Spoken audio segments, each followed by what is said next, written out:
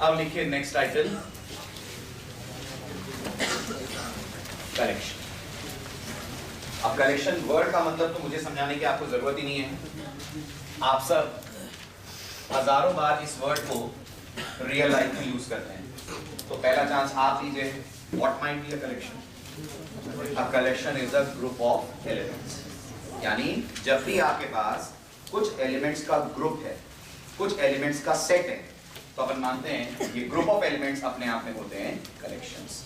In short, जब भी आपको जावा प्रोग्रामिंग के दौरान ग्रुप ऑफ डेटा पे काम करना होता है, तो जावा कहती है कि आप यूज करिए उसका कॉन्सेप्ट ऑफ कलेक्शन। एक एग्जांपल छोटा सा देता हूं, ध्यान से सुनिएगा। मैंने अपने प्रोग्राम में एक वेरिएबल ए बनाया जिसकी वैल्यू मैंने 10 सेट कर दी। मैंने एक सिंगल वेरिएबल बनाया, 10 से इनिशियलाइज करा, बड़े आराम से मेरा प्रोग्राम इस एक वेरिएबल को कर लेगा हैंडल। पर अगर मुझे 10 वेरिएबल्स हैंडल करने की जरूरत पड़ेगी, तो ये तो बेवकूफी होगी ना कि मैं यहाँ 10 वेरिएबल्स बनाऊं। तो जावा मेरे को सलाह देती है 10 वेरिएबल्स मत बनाओ, उसके जगह आप यूज कर लो कलेक्शन।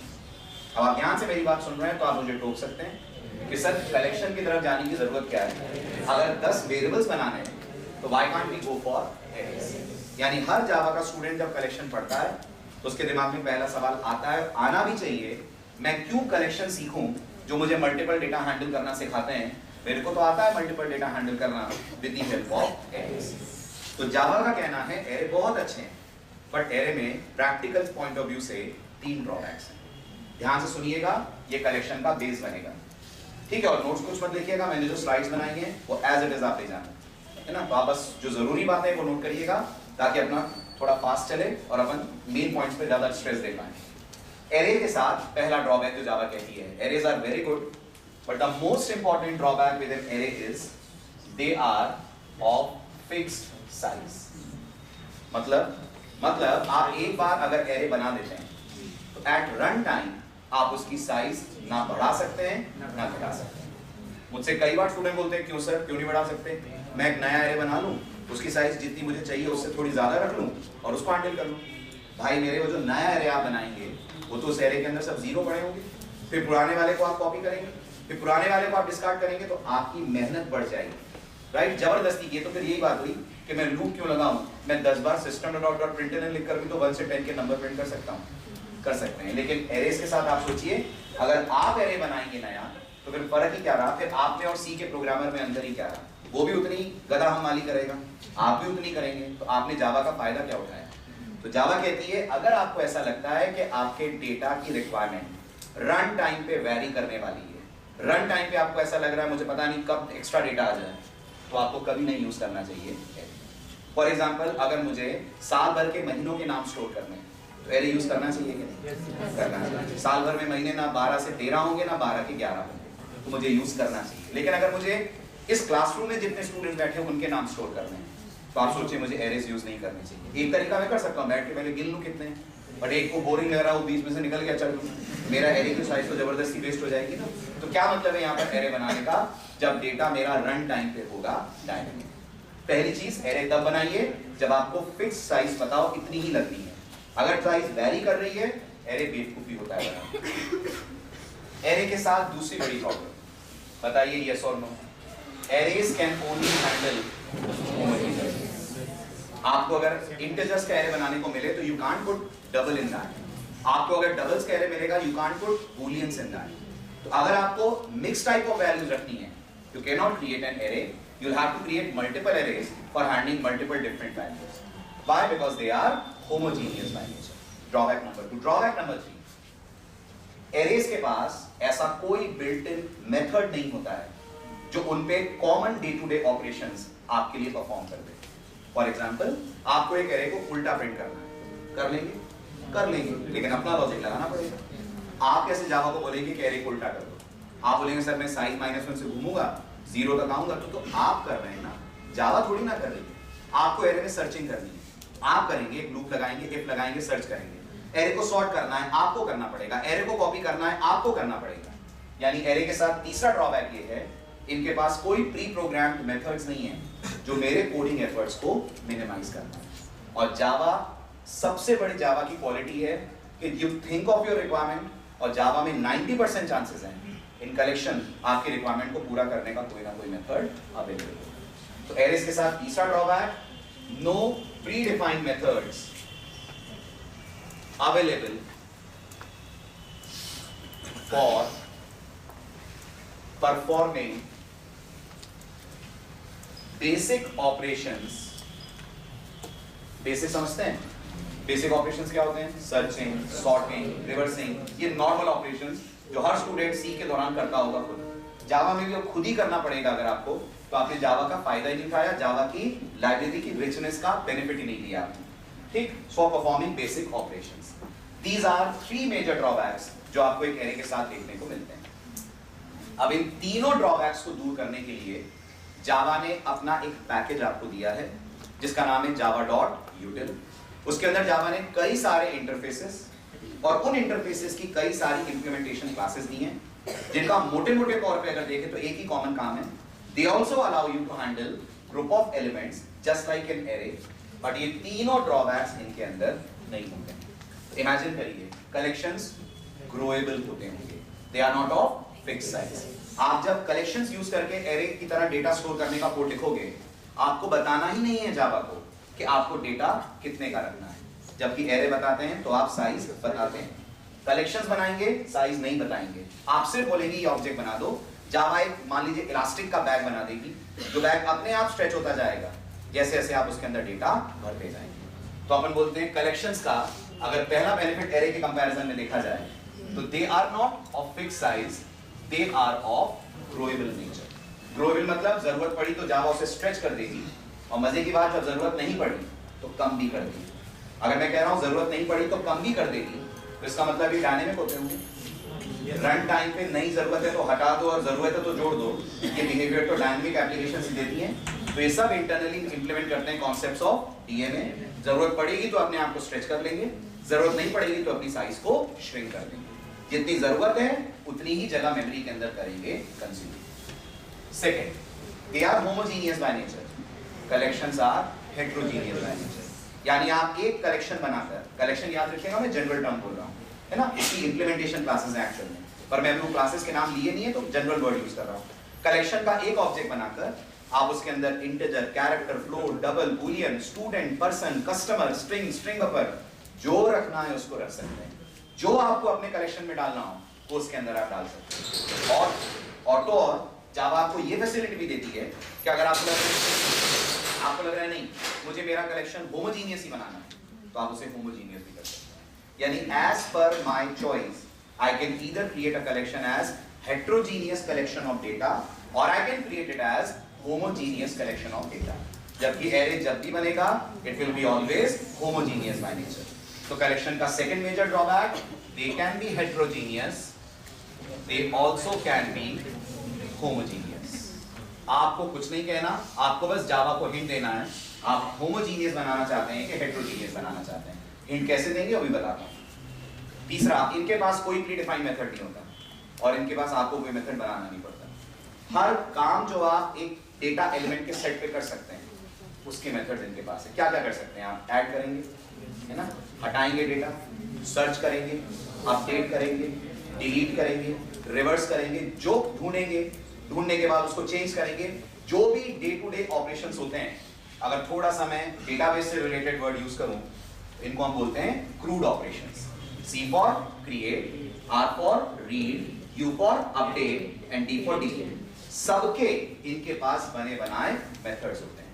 ठीक है, नो डाउट वो मेथड्स भी किसी प्रोग्रामर ने लिखे होंगे, बट वो जावा डेवलपमेंट टीम का बंदा होगा, उसकी जावा और प्रोग्रामिंग स्किल्स मुझसे और आपसे अच्छी होंगी, है ना। क्यों अच्छी होंगी? क्योंकि वो टाइम, उसका दिन भर का काम ही है। ऐसा नहीं है कि कुछ हमारा दिमाग कमजोर है, हम भी बहुत शार्प हैं, लेकिन बहुत सारा काम है, इंजीनियरिंग भी करनी है, बाकी काम भी करना है। नहीं, लिटरली ऐसा नहीं कह रहा हूं कि आप उतनी अच्छी कोडिंग नहीं कर सकते हैं, लेकिन उसके पास सालों का एक्सपीरियंस है, उससे कॉम्प्लेक्सिटी एनालिसिस करा है और अच्छी खासी कोडिंग करी है उसने, ये देखने के लिए कि परफॉर्मेंस ऑप्टिमम है।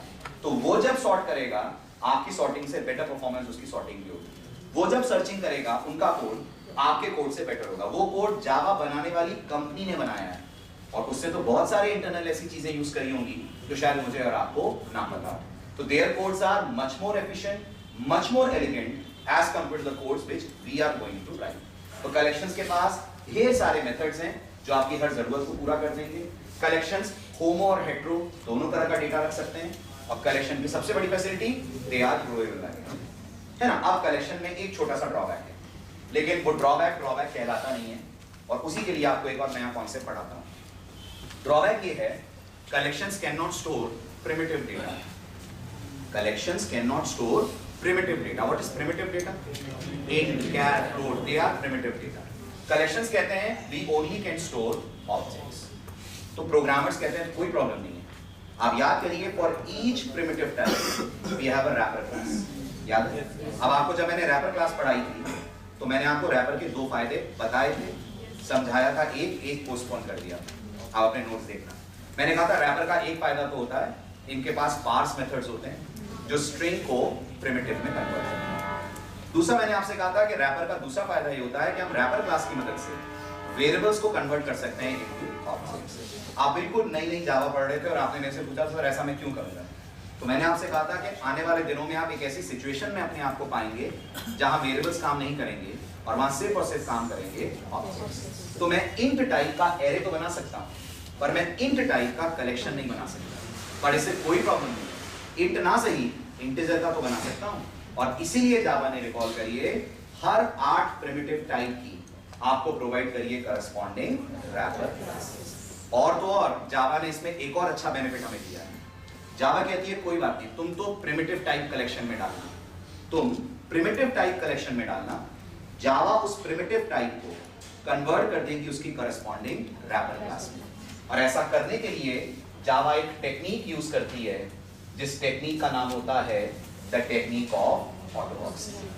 फिर सुनिए मेरी बात, मैंने कहा कलेक्शंस कहते हैं we only work with objects, collections कहते हैं we don't work with variables. Java कहती है दो चॉइस है तुम्हारे पास, इधर तुम वेरिएबल मत लो ऑब्जेक्ट बना दो, don't take int, take integer. जब आप इंटीजर दोगे तो कलेक्शन उसे रख लेगा। जेडीके 5 बोल रहा, जावा ने इस रूल को भी रिलैक्स कर दिया। जेडीके 5 से पहले वही था जो मैंने बोला, इंट नहीं चलता था, हमें बनाना ही पड़ता था इंटीजर। जेडीके 5 बोल रहा, जावा ने इसको भी रिलैक्स कर दिया। जावा ने बोला कोई बात नहीं, प्रोग्रामर इंट ही डाले, जावा इंटरनली उसे रैप कर देगी इनटू एन इंटीजर ऑब्जेक्ट। और जब जावा ऐसा करती है इट इज कॉल्ड एज ऑटोबॉक्सिंग। और आप इसका नमूना, इसका उदाहरण देख चुके हैं, मैं आपको याद कराता हूं। जावा में ऑब्जेक्ट्स कैसे बनते हैं? Using the keyword. I told you Java में दो चीजें ऐसी हैं जिनको बिना न्यू का ऑब्जेक्ट बनाने की इजाजत है, एक तो स्ट्रिंग्स और एक रैपर क्लासेस।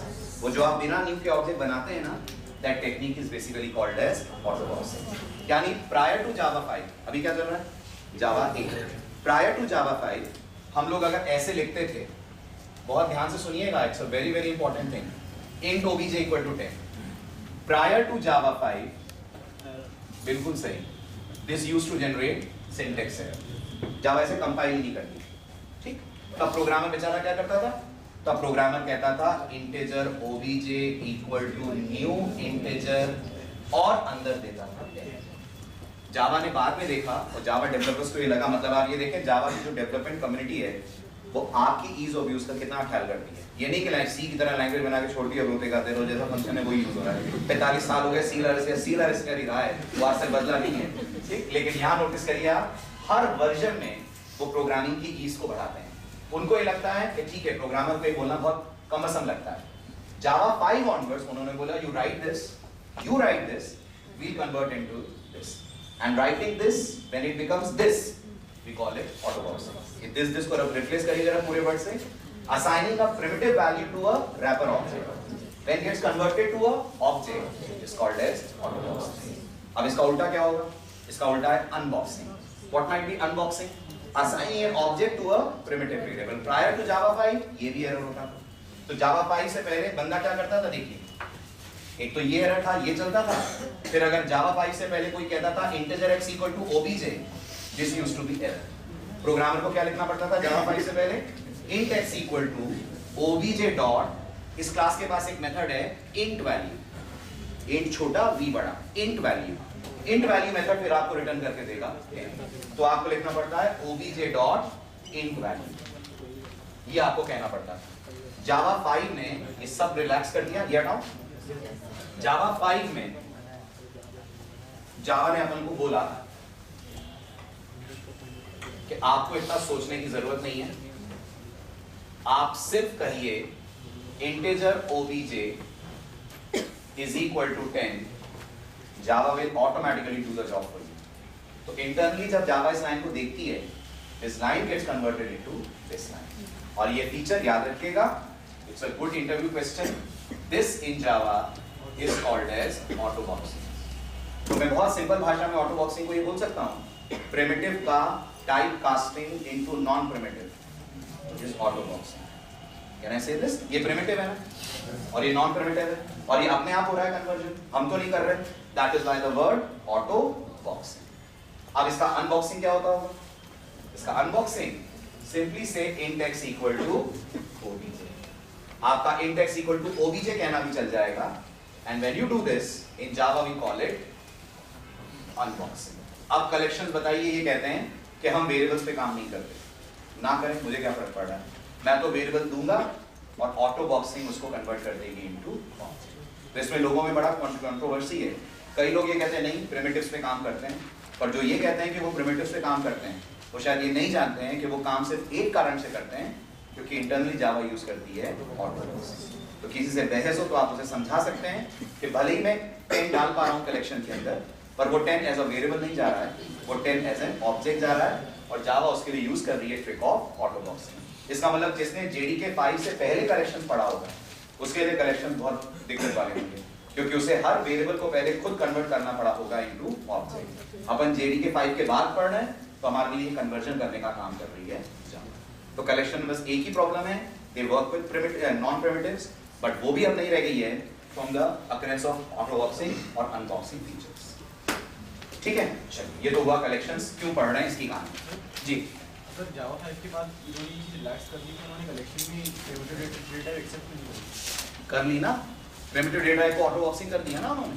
नहीं डायरेक्टली जैसे अपन डाल सकते हैं. डाल पाओगे ना आप डायरेक्टली? आपको क्या लग रहा है? जैसे अपन directly primitive regular without collection use करते हैं जी. अपन विदाउट कलेक्शन जब प्रिमिटिव डेटा यूज करते हैं प्रोग्राम में जी. अपन वैसे यूज नहीं करते हैं. ऑब्जेक्ट कर पाएंगे, ऑब्जेक्ट नहीं बनाना पड़ेगा, जावा बनाएंगे इंटरनली.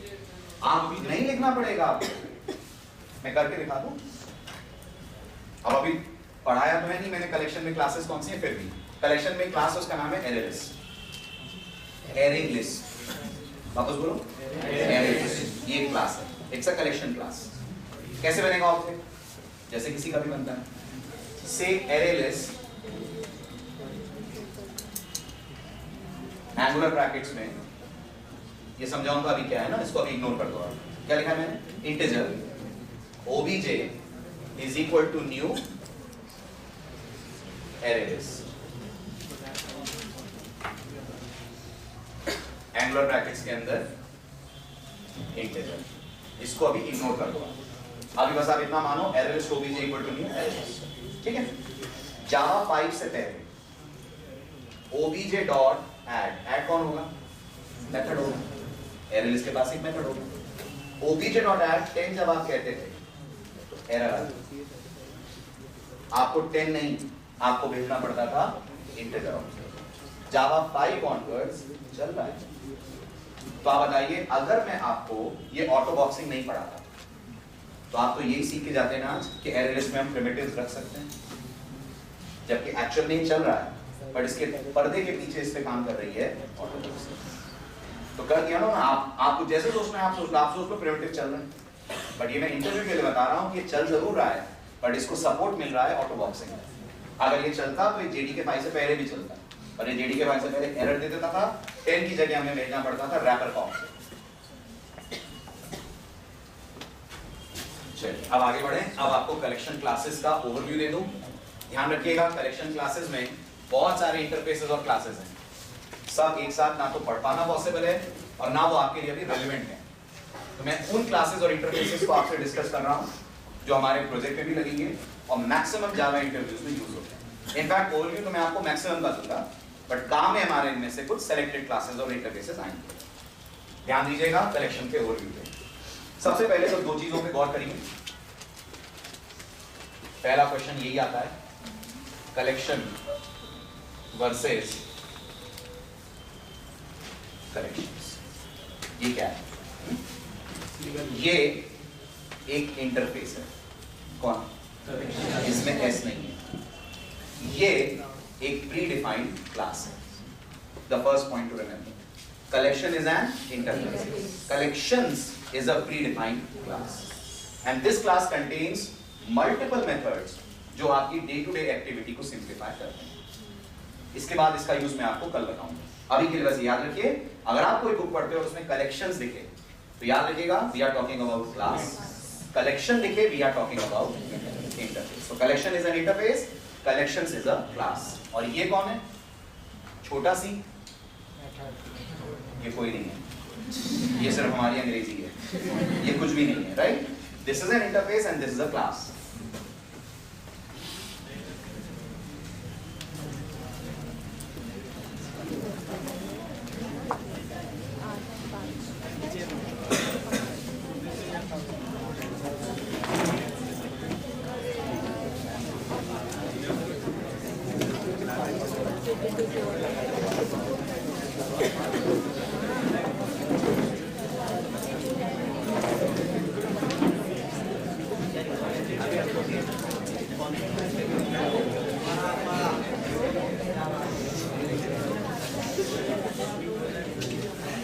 सो कलेक्शन अपने आप में इंटरफेस, कलेक्शंस अपने आप में हुई है क्लास।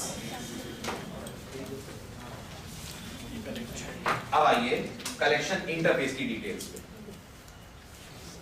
कलेक्शन इंटरफेस के बारे में सबसे इंपॉर्टेंट बात, इसकी कोई डायरेक्ट डिराइव क्लास नहीं, राइट? कलेक्शन इंटरफेस के 3 चाइल्ड इंटरफेसेस हैं। एक का नाम है लिस्ट, इनको समझ लीजिए, पूरा कलेक्शन आपके समझ में आ जाएगा। बस ये समझना बहुत जरूरी है, पूरी हायरार्की। कलेक्शन का एक चाइल्ड इंटरफेस है जिसका नाम है लिस्ट, एक चाइल्ड इंटरफेस है जिसका नाम है सेट, एक चाइल्ड इंटरफेस है जिसका नाम है क्यू। फाइन? क्या क्या फर्क है? पहला फर्क तो कौन कब आया इस पे। ये जो लिस्ट है ये जावा 1.2 ऑनवर्ड्स आया, यानी आपको जानकर सरप्राइज होगा, कलेक्शन जावा का इतना पॉपुलर चैप्टर, बट वो जावा के ओरिजिनल वर्जन का पार्ट नहीं था। जावा का फर्स्ट वर्जन 1996 में आया था एंड दैट वाज जेडीके 1.0। तब कलेक्शंस नहीं थे जावा। बाद में माइक्रोसॉफ्ट ने इसको इतना ज्यादा यूज करना शुरू करा कि जावा को लगा मार्केट में सर्वाइव करने के लिए इनको देना पड़ेगा, तो जावा ने वर्जन 1.2 ऑनवर्ड्स हमें कलेक्शन का सपोर्ट दिया और जावा इसको फिर हर वर्जन में एनहांस कर दी गई। तो लिस्ट और सेट कौन है दोनों? इंटरफेस। फर्क क्या है अभी बताता हूँ। दोनों 1.2 में आए, क्यू हाल ही में 1.5 में आई, और ये क्लास नहीं है, इंटरफेस है। तीनों के तीनों इंटरफेस। लिस्ट की अपन को जावा देती है 2 child classes. List interface has 2 child classes. वैसे तो याद रखिएगा 3 है, अभी मैं 2 बता रहा हूं आपको। One of them is called as array list, other one is called as link list. कौन है ये दोनों? इंटरफेस क्लास, क्लास, ठीक है। अब लिस्ट क्या है और एरे लिस्ट और लिंक लिस्ट क्या है?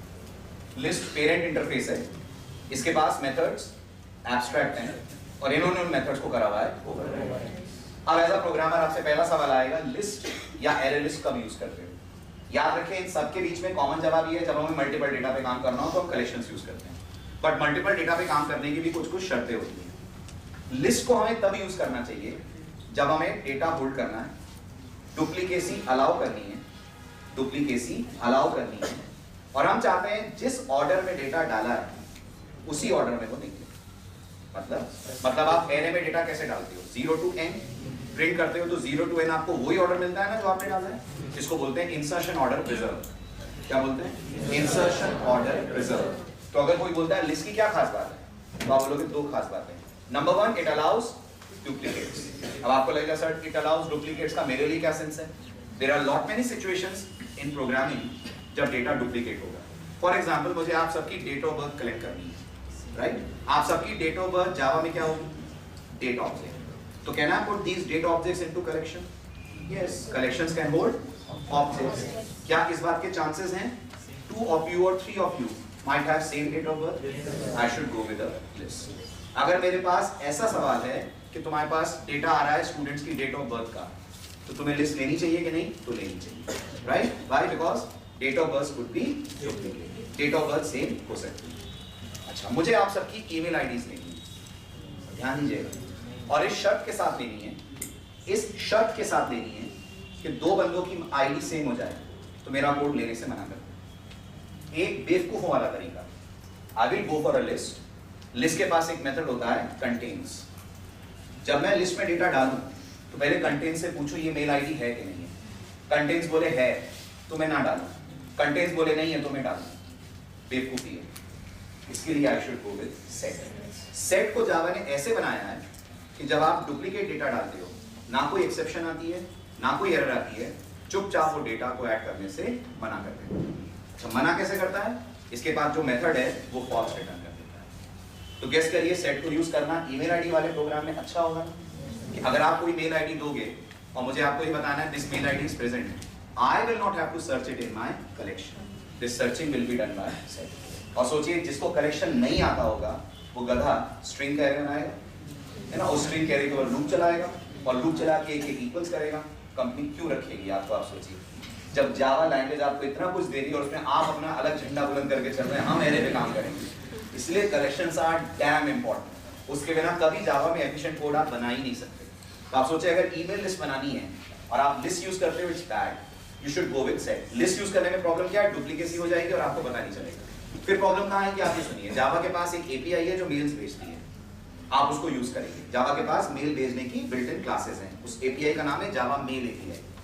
जब आप उसको यूज करेंगे और आप उसको अपनी लिस्ट भेजेंगे और वो एक एक लिस्ट उठाकर मेल भेजेगी, तो मेल भेजते वक्त वो आपको एक्नॉलेजमेंट देगी और एक्नॉलेजमेंट नहीं थ्रो कर देगी एक्सेप्शन, जब मेल आईडीज उसको मिल जाएंगी डुप्लीकेट। तो कहां जाकर एरर आएगी आप सोचिए? प्रोग्राम के फाइनल स्टेज में, जबकि वो डे 1 पे पकड़ी जा सकती थी अगर प्रोग्रामर यूज करता सेट। तो क्या फर्क रहा बताइए लिस्ट और सेट में? The most important difference, allow us duplicate, doesn't allow duplicate. दूसरा फर्क, लिस्ट कहती है वो इंसर्शन ऑर्डर प्रिजर्व रखेगी। क्या मतलब है इस बात का? अगर आपने 10 नंबर डाले तो उठाओगे तो वही ऑर्डर मिलेगा जो आपने डाला। This is insertion order preserve, जो हम नॉर्मली देखते हैं एरेस के साथ। सेट कहता है ऑर्डर प्रिजर्व होने की कोई गारंटी नहीं। सेट कहता है मैं डेटा अपने हिसाब से मेंटेन करूंगा। अब सेट तो एक इंटरफेस है, तो ये तो करेगा नहीं, मेंटेन करेगी इसकी डिराइव क्लासेस। इसकी दो डिराइव क्लासेस, एक का नाम है, अभी लिंक्ड लिस्ट और अरेज के कंपैरिजन पे आता हूं, एक का नाम है hash set, who is this derive class of set, और एक का नाम है प्रीसेट। उसकी पूरी हायरार्की आपको अगर बताऊं तो प्रीसेट सेट की डायरेक्ट डिराइव नहीं है, सेट को एक्सटेंड करा है एक और इंटरफेस ने जिसका नाम है सॉर्टेड सेट। सही सही वोकैबुलरी यूज करूं तो सेट को एक्सटेंड नहीं करा है, सेट को इंप्लीमेंट करा है। ठीक, अगर अपन बोले तो एक क्लास दूसरी क्लास को करती है इंप्लीमेंट, एक इंटरफेस दूसरे इंटरफेस को करता है एक्सटेंड। तो सॉरी, सॉर्टेड सेट ने सेट को एक्सटेंड करा है, sorted set is an interface. Sorted set को एक्सटेंड करा है एक और इंटरफेस ने, उसका नाम है नेविगेबल सेट, नेविगेबल सेट। और इसकी एक इंप्लीमेंटेशन क्लास है, उसका नाम है प्रीसेट। ये जो इतनी लंबी चौड़ी हायरार्की बता रहा हूं, ये बस इंटरव्यू में जाते वक्त रिवाइज करिएगा। अभी तो आज के लेक्चर के लिए आप बस इतना याद रखें, set has two derived classes, one is called as hash set, other one is called as preset. इतना लंबा चौड़ा इसलिए बता रहा हूं क्योंकि कई बार इंटरव्यू में बहुत स्पेसिफिक हो जाता है और वो आपसे पूछता है प्रीसेट सेट की डिराइव है कि नहीं है, तो आप बोलोगे सर इनडायरेक्ट डिराइव है, डायरेक्ट डिराइव नहीं है, वो एक्चुअल में डिराइव है navigable set. Navigable set derive है सॉर्टेड सेट, सॉर्टेड सेट है सेट। अच्छा, कौन कौन इंटरफेस? सेट इंटरफेस है, सॉर्टेड सेट इंटरफेस है, नेविगेबल सेट इंटरफेस है, प्रीसेट क्लास। ये भी याद रखिएगा, तो मैं लिख देता हूं ताकि आपको कंफ्यूजन ना हो। सी, इसके साथ भी सी, इसके साथ आई, इसके साथ आई, सेट के साथ भी आई, ये दोनों सी सी, दे बोथ आर क्लासेस, तो सी एंड सी। अब इन दोनों के बीच का फर्क जानेंगे। सेट ये कहता है अगर आप हैश सेट यूज करोगे, इंसर्शन ऑर्डर प्रिजर्व नहीं करेगा, किसी भी ऑर्डर में आपको डेटा मिलेगा, किसमें? हैश सेट में। तो अगर गेस करिए मैंने इनपुट डाला सुमित, दीपक, अमित, क्या मिलेगा? किसी का भी नाम पहले आ सकता है, ठीक है। मैंने डेटा डाला सुमित, दीपक, अमित, सुमित, तो मुझे मिलेगा सुमित, दीपक, अमित। ऑर्डर कुछ भी होगा पर यूनिकनेस मेंटेन होगी, वो सुमित मुझे कभी नहीं मिलेगी। किसकी तरफ से? हैश सेट की तरफ से। प्रीसेट ये कहता है वो यूनिकनेस तो मेंटेन करेगा, सो करेगा, डेटा को सॉर्ट भी कर देगा। कौन? Preset. Preset can sort the data out, वो डेटा को सॉर्टेड ऑर्डर में रखेगा। Now tell me one thing, कौन फास्ट होगा? रीसेट फास्ट नहीं होगा क्योंकि वो सॉर्टिंग करेगा तो टाइम लगेगा। हैश सेट प्रीसेट की कंपैरिजन में फास्ट है। तो जब आपको लग रहा है सर मुझे डेटा सॉर्टेड नहीं चाहिए बट रिट्रीवल फास्ट होना चाहिए, गो विद हैश सेट। आपको लगता है कोई बात नहीं, थोड़ा टाइम लग जाए चलेगा, but I want data should be sorted. जैसे मैं आप सबके नाम रखना चाहता हूँ, थोड़ी देर के लिए मैं ये मानता हूँ आप सबके नाम यूनिक है, थोड़ी देर के लिए मानता हूँ सबके नाम यूनिक है, पर प्रिंट करना चाहता हूँ sorted way, I should go with right. अगर आपको लग रहा है नाम यूनिक है तो we can go with reset. नाम डुप्लीकेट है तो सॉर्टिंग कैसे होगी वो भी बताऊंगा, बट नाम यूनिक है तो we can go with reset. Reset नामों को अल्फाबेटिकल ऑर्डर में कर देगा arrange, that is the power of reset. Hash set हाँ करेगा बिल्कुल। हाँ कौन सा सॉर्टिंग का मेथड? बिल्कुल कर सकते हैं सर, लेकिन ये जब आपकी लिस्ट जब बन रही होगी तब सॉर्ट नहीं होगी, फिर वो फाइनली सॉर्ट होगी। ये आपके बनाते हुए सॉर्ट कर देंगे राइट सर। हाँ जी प्रीसेट यूजर डिफाइंड ऑब्जेक्ट को सॉर्ट कैसे? बिल्कुल कर सकता है। उसके लिए फिर हम सीखेंगे कल के लेक्चर में, हमें अपनी क्लास में एक इंटरफेस इंप्लीमेंट करना पड़ता है जिसका नाम है कंपेरेबल। कैसे? मल्टी थ्रेडिंग के लिए कौन सा इंटरफेस है? कल आओ आपको बताऊंगा कैसे होगा, अभी मैं हिंट दे दे रहा हूँ। मल्टी थ्रेडिंग के लिए run method to override is run, ऐसे कंपेरेबल इंटरफेस है। Method to override is compare to, आप उसको ओवरराइड करिए, प्रीसेट को अपनी क्लास के ऑब्जेक्ट्स दे दीजिए, कंपेयर टू का लॉजिक आप डिफाइन करेंगे, आप तय करेंगे सॉर्टिंग का ऑर्डर क्या लेना है राइट। ये कुछ नहीं करेंगे, ये सिर्फ कंपेयर टू को कॉल करेगा। तो सॉर्टिंग को गवर्न कौन कर रहा है? ये हम सीखेंगे कल के लेक्चर में कि काम होगा कैसे। तो जी लिस्ट में तो एरे वगैरह में डेटा तो स्टैक फॉर्मेट में जाता है। स्टैक फॉर्मेट में जाता है मतलब एक ऑर्डर में जाता है। हाँ एक ऑर्डर में जाएगा। वो ऑर्डर कौन सा है? वो स्टैक का ऑर्डर नहीं है। स्टैक का ऑर्डर क्या होता है? लीफ होगा, या लीफ थोड़ी ना लग रहा है, मतलब जो फर्स्ट आएगा वही फर्स्ट आएगा। तो वो तो क्यू का ऑर्डर होता है। तो सेट में क्या होता है? सेट में ऑर्डर बिगड़ जाएगा, ऑर्डर अपने हिसाब से वो देगा रैंडमली। सेट में रैंडमली ऑर्डर देगा। आपने डेटा स्ट्रक्चर पढ़ा है?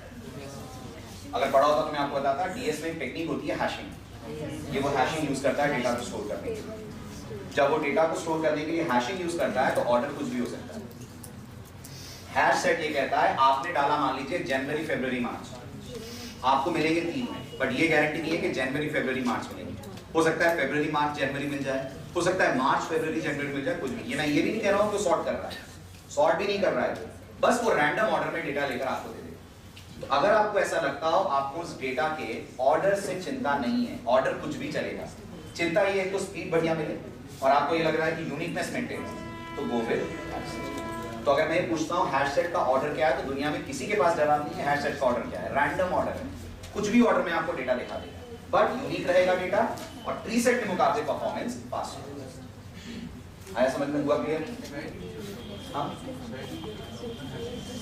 हैश सेट तो एक इंटरफेस है, वो हैशिंग कैसे करेगा? इंप्लीमेंटेशन तो इन्होंने करा है ना, तो लॉजिक तो इनके पास होगा, वो तो एक इंटरफेस है। ठीक है, चलिए तो ये हो गया प्रीसेट और हैश सेट।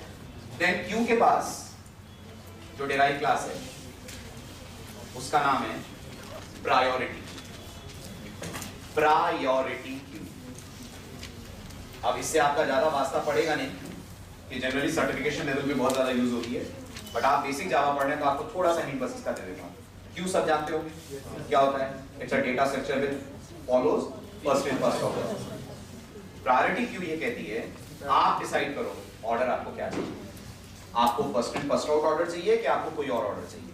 आप जैसा कहोगे उस ऑर्डर में डेटा प्ले कर देगी मेंटेन, राइट। मतलब आपको ये कहता है प्रायोरिटी क्यू फीफो फॉलो करती है, आप नहीं बोलोगे तो करेगी। नहीं बोलोगे मतलब जब हम प्रायोरिटी क्यू का ऑब्जेक्ट बनाते हैं तो जावा हमसे पूछती है कैसे करना है ऑर्डर मेंटेन, उसका कुछ तरीका है बताने का। हम अगर चुप रहते हैं कुछ नहीं कहते हैं, चुप रहने का मतलब समझ रहे हैं ना, आर्गुमेंट पास नहीं करते हैं, तो वो मेंटेन करने लगती है फीफो। और अगर हम उसको बता देते हैं इस ऑर्डर में मेंटेन करो, तो फिर वो जैसा हम बोलते हैं वैसा करती है मेंटेन। आगे एक एग्जांपल लेते हैं, हमारे पास स्टूडेंट्स की डेट ऑफ बर्थ है और अब हम चाहते हैं date of birth age wise arrange हो जाए, राइट, जिसकी एज सबसे छोटी हो सबसे आगे आ जाए। I can go with preset also, but अगर यही करना है मुझे एज वाइज अरेंज करना है और एक ऑर्डर फॉलो करना है तो I can go with priority queue. Priority queue मेरे लिए डेटा को अरेंज कर देगी जैसा मैं बोलूंगा वैसे, बट प्रायोरिटी क्यू ऐड हुई है जावा 5 ऑनवर्ड्स, ये सब ऐड हुए हैं जावा 1.2 ऑनवर्ड्स। अब आइए जो आज आपने मल्टी थ्रेडिंग पढ़ी उसका इफेक्ट दिखाता हूं। जावा में जावा 1.0 ऑनवर्ड्स एक और क्लास थी, आज भी है, उसका नाम है वेक्टर। ये C++ के अंदर भी होती है, STL। ये वेक्टर क्लास जावा 1.0 से थी, और जब मैंने जावा पढ़ी थी तब मेरे पास कलेक्शंस नहीं थे, तो मुझे इन्होंने सपोर्ट दिया था वेक्टर का, क्योंकि उस समय कलेक्शंस इतना ज़्यादा यूज़ नहीं, आ तो गए थे बट हम कलेक्शंस उतना यूज़ नहीं करते थे, तो हम लोग वेक्टर पे काम करते थे। वेक्टर बिल्कुल एरे लिस्ट की तरह है। 1.2 के बाद जावा ने वेक्टर क्लास को रीडिजाइन करा और उसको लिस्ट की बना दिया डेराइव क्लास। तो अगर कोई पूछता है वेक्टर लिस्ट को इनहेरिट करती है कि नहीं, ओरिजिनल वर्जन में नहीं करती, क्योंकि ओरिजिनल में लिस्ट ही नहीं था। 1.2 ऑनवर्ड्स करती है, ठीक है। दूसरी बात, वेक्टर एक सिंक्रोनाइज क्लास है। वेक्टर के हर मेथड के आगे लगा हुआ है सिंक्रोनाइज, तो वेक्टर लॉक लगा हुआ है। एरे लिस्ट लॉक वॉक नहीं लगाती है। पास कौन दोनों में? Array list pass. Vector is very very slow.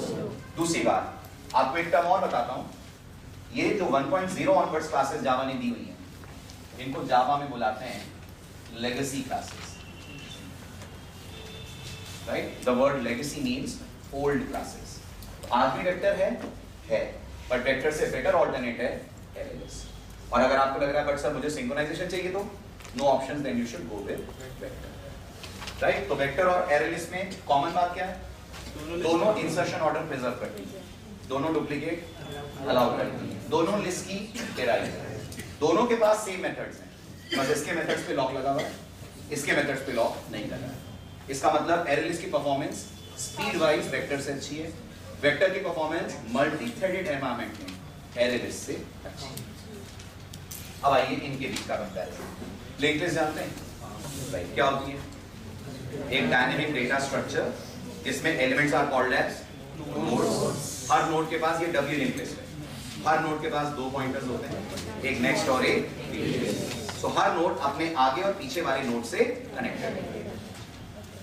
Link list भी लिस्ट को इंप्लीमेंट करती है, एरे लिस्ट भी लिस्ट को इंप्लीमेंट करती है। आपसे पूछ रहा हूं, आप सब प्रोग्रामिंग कर चुके हो, दोनों में कौन कब बेटर होती हो?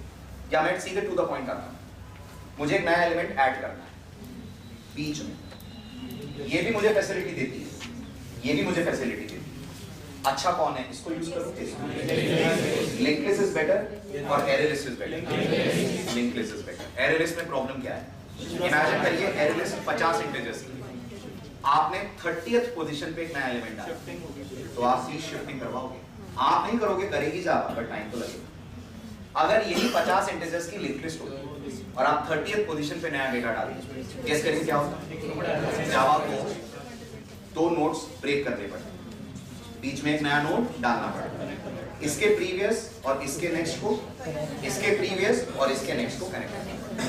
तो अगर कोई पूछता है लिंक लिस्ट और एरे लिस्ट में किसे कम लें, तो आप बोलेंगे जब मेरे को इंसर्शन और रिमूवल ज्यादा करना है, रिट्रीवल कम करना है, तो गो विद लिंक लिस्ट। मुझे रिट्रीवल ज्यादा करना है, इंसर्शन रिमूवल कम करना है, गो विद एरे लिस्ट। सुनिएगा, एरे लिस्ट आपको इंडेक्स बेस्ड एक्सेस देती है। इंडेक्स बेस्ड मेथड इसके भी पास है, क्यों? क्योंकि मेथड आ रहा है फ्रॉम लिस्ट, तो ओवरराइड करने से बच नहीं सकती है। बट प्रॉब्लम ये, जब आप इसको बोलते हैं मुझे 10th एलिमेंट हो, फिर 10th पे जाने से पहले 1 to 9 सबको ट्रैवर्स करती है, और ये कह रहे हैं ये सीधे 10th एलिमेंट को कर लेती है एक्सेस। तो लोग कंफ्यूज इस बात में होते हैं, गेट है मेथड का नाम, गेट इसके पास भी है, गेट इसके पास भी है। गेट लेता क्या है? इंडेक्स। तो लोगों को लगता है लिंक लिस्ट भी तो इंडेक्स बेस्ड है, वो लेता इंडेक्स है, पर लिंक लिस्ट के गेट के अंदर एक लूप लगा है, वो लूप शुरू होता होगा फर्स्ट नोड से, जाता होगा ith नोड तक, और वहां जाकर डेटा आपको लाकर देता होगा। तो when it comes to retrieval of data, linked list is slow. When it comes to retrieval of data, array list is fast. When it comes to manipulation of data, array list is slow and linked list is fast. आप सोचिए, इसीलिए collections की इतनी पूछ परख है कि जो ध्यान से पढ़ेगा वही एक पर्टिकुलर प्रॉब्लम को देखकर चूज कर पाएगा इतने सारों में से क्या यूज करना। या तो फिर वो गलत चूज करेगा और या वो एरे बना के बैठेगा हर जगह। आया समझ में? सबके कंपैरिजंस क्लियर हो गए, कौन क्या करती है। अब थोड़ी सी कंट्रोवर्सी है। There is one more interface जो कलेक्शन का चाइल्ड इंटरफेस नहीं है, लेकिन वो काम इन्हीं की तरह करता है। इन सब में कॉमन क्या है? दे अलाउस टू होल्ड डेटा, वो भी हमें डेटा रखने देता है। उस इंटरफेस का जावा में नाम रखा हुआ है राइट? तो पहला सवाल यही आता है, मैप कलेक्शन है कि नहीं? अब आप बोलोगे सर टेक्निकली बोले तो नहीं है, लॉजिकली बोले तो है। टेक्निकली बोले का मतलब वो इनहेरिटेंस चार्ट में नहीं आता है। किसके? कलेक्शन। कोई कलेक्शन तभी कहलाएगा ना जब वो इनहेरिट हो रहा होगा। जैसे मैंगो फ्रूट है, मैंगो फ्रूट है, हाँ, क्योंकि mango must be derived class of fruit. ऐसा इसके साथ अगर देखें तो technically you can't say a map is a collection, but the facilities offered by a map are exactly same as facilities offered by a collection. So logically we say map is a collection. अब map में खास बात क्या है? Map में खास बात ये है, आपने सब में देखा होगा ये सब सिंगल एलिमेंट्स होल्ड करते हैं, नामों की लिस्ट, रोल नंबर्स की लिस्ट, डेट्स की लिस्ट। कई बार आपको डेटा पेयर्स में रखना पड़ता है। एग्जाम्पल के तौर पे मुझे आप सबका नाम और मोबाइल नंबर स्टोर करना है। आप बताइएगा कैसे करेंगे? सबका नाम और मोबाइल नंबर लेना है और फिर प्रोग्राम में नाम एंटर करना है तो मोबाइल नंबर ढूंढ के मिल जाएगा। सर एक क्लास बना लेंगे पहले। सबसे बेकार तरीका बताइए, पहले तो इस प्रोग्राम में अगर कलेक्शंस नहीं आएगा तो 2 एरेज जो अपन ने GUI में करा था, अगर आपको याद आ रहा है, अपन ने इमेजेस और इमेजेस के नामों का 2 एरेज बनाया। तो मैंने कहा थर्ड क्लास तरीका, कलेक्शन पढ़ लोगे इससे अच्छा हो जाएगा। अभी क्या होगा? 2 एरे बनाएगा बंदा, एक स्ट्रिंग्स का एरे उसमें रखेगा नाम, एक लॉन्ग का एरे उसमें रखेगा फोन नंबर। और ध्यान क्या रखेगा? ध्यान ये रखेगा कि इस पोजीशन पे जो नाम है उसी पोजीशन पे उसका फोन नंबर। अब सर्चिंग कैसे करेगा? यूजर से नाम देगा, स्कैनर से नाम उठा लिया, फिर एक लूप लगाएगा किधर?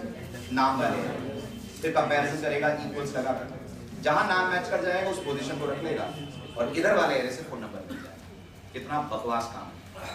यही करना है, इसके लिए जावा देती है आपको। क्योंकि आप सोचिए ये सब फेल है ना। आप बोलोगे सर मैं यूज तो कर सकता हूँ अपनी क्लास बनाकर, तो अपनी क्लास बनाकर तो हम सब कुछ कर सकते हैं, अपना नहीं करनी है, अपन को मैक्सिमम काम उससे करना है। तो आप अपना सोचेंगे तो जाएगा, लेकिन इनमें से एक भी आपको ये नहीं देता ना कि आप मेरे को नाम दो तो मैं फोन नंबर दे दूंगा।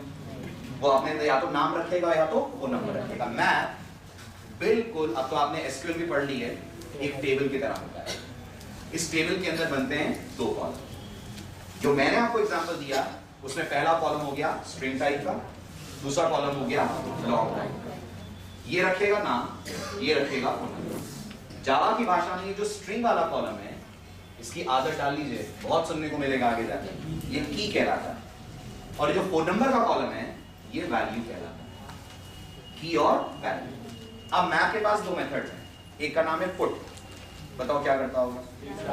की और वैल्यू लेता और मैप में डाल देता। एक का नाम है गेट, क्या की लेता होगा और वैल्यू लेता होगा। मेरे को एक लूप तक नहीं लगाना पड़ेगा उठाने के लिए डेटा, मैं सिर्फ मैप को बोलूंगा m.get सचिन। मैप क्या करेगा? सचिन ढूंढेगा और मेरे को सचिन का दे देगा। तो मैप तब यूज करते हैं जब डेटा अपन को, या मेरे को आपका नाम और आपकी ईमेल आईडी रखनी है और मैं चाहता हूं मैं नाम दूं और मेल आईडी मिल जाए।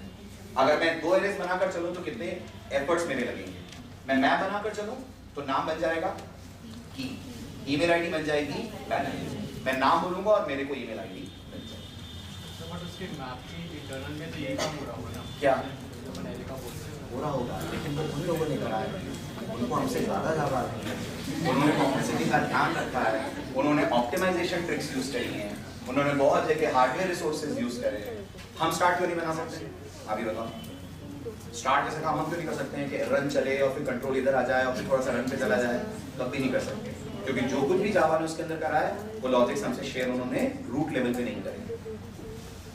बिल्कुल करता हूं, मैं तो कह रहा हूं ना, अगर आप सोचे, अगर आप जिद पे आ जाएं तो मैं तो कह रहा हूं मत करिए आप कलेक्शंस यूज, आप हर काम मेरे से करिए, बट आप कंपनी में जस्टिफाई कैसे करेंगे? मैंने भी तो ऐसे ही करा है।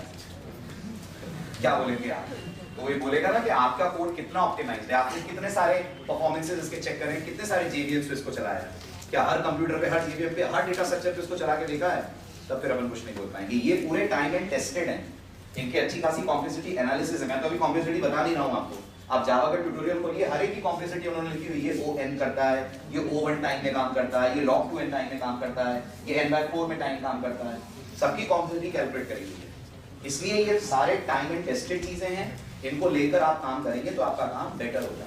आप काम करेंगे हो जाएगा, but that will be time consuming और एफिशिएंसी की कोई गारंटी नहीं होगी। हाँ, एक ही नाम अब एक ही नाम का 2 होगा तो ये नहीं चलेगा। क्यों? क्योंकि इसके अंदर की यूनिक होनी चाहिए।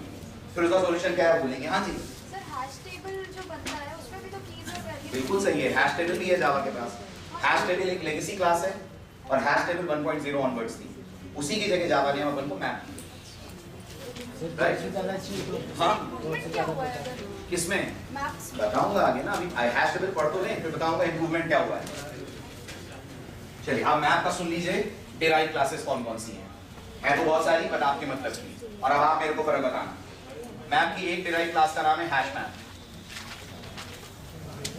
मैप की एक चाइल्ड इंटरफेस है सॉर्टेड मैप, आगे अंदाजा लगी रहा होगा। सॉर्टेड मैप का चाइल्ड इंटरफेस है नेविगेबल मैप।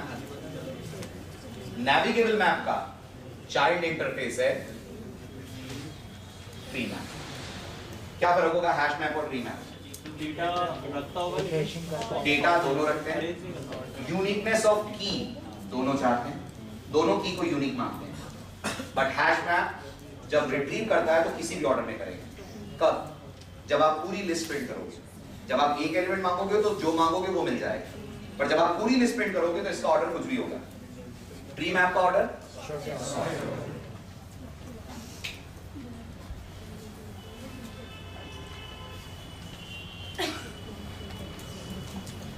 सर एक से ज़्यादा टेबल नहीं बना सकते? एक से ज्यादा टेबल नाम, ईमेल आईडी, नंबर नहीं। की और आप ये कर सकते हैं, ये जो की और वैल्यूज थी इन्हें ऑब्जेक्ट्स बना दें अपनी क्लास के, उसमें मेंटेन करें, वो हो जाएगा।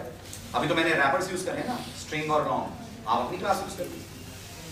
जब वो सर यूनिक लेता है तो उसकी आईडी वगैरह तो नहीं बनाता, जो वो स्ट्रिंग लेता है। कैसी आईडी नहीं बना?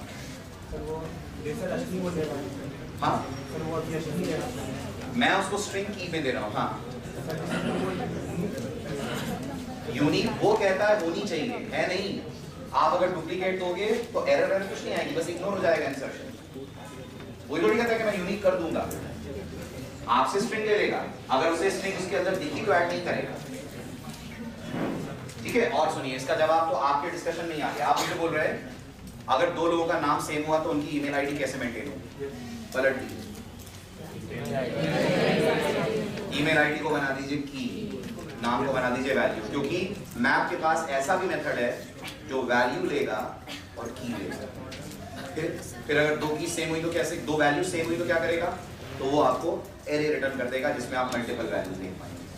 तो ये जो सॉल्यूशन था इसमें आप पलट दीजिए। कौन कह रहा है कि आप नाम को की बनाइए? आप की बना दीजिए ईमेल आईडीज को, वैल्यू बना दीजिए नाम, तब तो यूनिकनेस आ जाएगी। वो भी नहीं करना है तो फिर अपने कस्टम लॉजिक्स आप लगा सकते हैं। इतनी है आपके मतलब की कलेक्शन के अंदर क्लासेस, बाकी और भी हैं but they are most important once.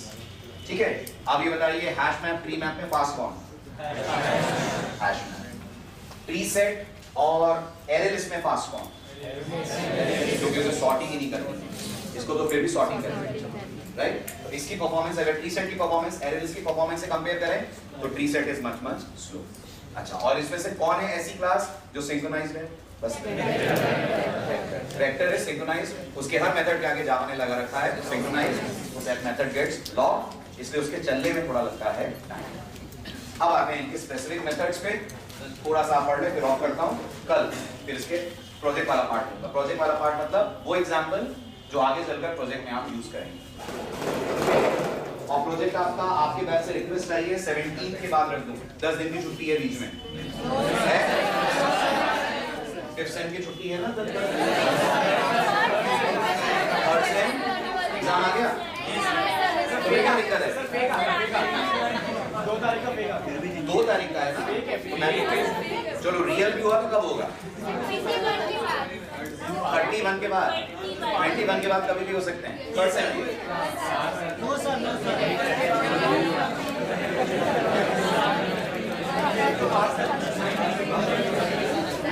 19 को ही रख दो। No sir.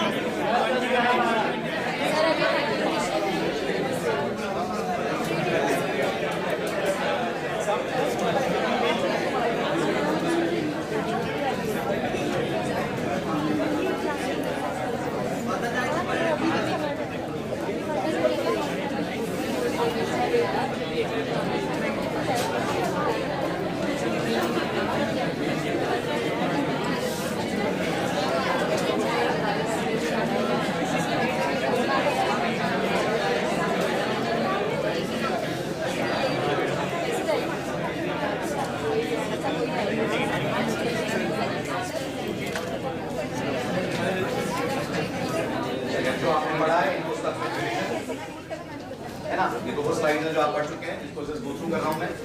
कलेक्शंस की मदद से आप डेटा को कलेक्ट कर सकते हैं, डेटा का स्टोरेज लग सकते हैं। कलेक्शन ईमेल आईडीज का हो सकता है, नामों का हो सकता है, फोन नंबर, स्टूडेंट, बुक्स, कुछ भी। अब जहां तक ईमेल आईडी नाम की बात है, they are collections of strings, but जहां तक बुक्स स्टूडेंट्स की बात है, they are collections of objects of your classes. तो आप कलेक्शन में अपने objects, primitive predefined objects किसी को भी रख सकते हैं। कलेक्शंस में जावा ने आपको कुछ क्लासेस और उनके दिए दिए हैं सुपर इंटरफेसेस। इनका सेट, इनका आप कह लीजिए ग्रुप जावा में कहलाता है द कलेक्शंस फ्रेमवर्क। सब के सब आते हैं एक ही पैकेज से, whose name is java.ua।